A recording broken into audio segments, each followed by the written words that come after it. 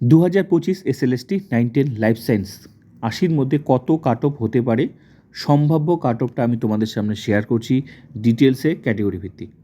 কত মার্কস পেলে তোমার নাম ইন্টারভিউ লিস্টে থাকতে পারে। তো চলো দেখে নেওয়া যাক। যদিও তোমাদের রেজাল্ট আজকে দেওয়ার কথা আছে, দেখা যাক আজকের রেজাল্টটা কখন বার হয়। তো চলো দেখে নেওয়া যাক। Unreserved UR male female cut off life science 58, female 57। আমার যা মনে হয়েছে 58 মেল ফিমেল, আর ফিমেল হচ্ছে 57, এর আশেপাশেই থাকবে। মোট কথা এই মার্কস পেলে তোমরা সেফ জোনে আছো আশা করি, আমার মতে সম্ভাব্য কাট অফ।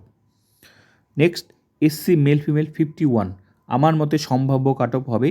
যা সিট আছে সেই হিসাব করে বিভিন্ন তথ্যের উপর বিচার বিশ্লেষণ যা পেয়েছি আমি সেটাই তুলে ধরছি। মেল ফিমেল 51 এসসি, ফিমেল 50 পেলেই মোটামুটি তোমরা সেফ জোনে আছো। এর কমও হতে পারে, বিভিন্ন তথ্যের উপর কিন্তু যা পেয়েছি সেটাই আমি তুলে ধরছি তোমাদের সামনে, ঠিক আছে? এর কমও হতে পারে, সেটাও আমি তোমাদের বলছি। আমার মনে হয় না বেশি হবে। Next OBC B male female 53,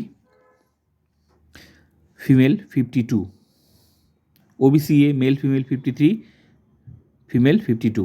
এই ওবিসি এ আর বি এই 53 52 আশেপাশেই থাকবে, বেশি হবে না মনে হয়। ST male female 39, female 38, EWS male female 44, female 43। তো আমি তোমাদের যা শেয়ার করলাম কাট অফ, আমার মনে হয়েছে এটাই হতে পারে, কারণ সিট বেশি আছে। সিট যেখানে বেশি সেখানে কাট অফ কমবে। ক্লিয়ার? তো দেখা যাক। তো আমার এই সম্ভাব্য কাট অফ বিভিন্ন তথ্যের উপর যা পেয়েছি সেটা শেয়ার করলাম তোমাদের।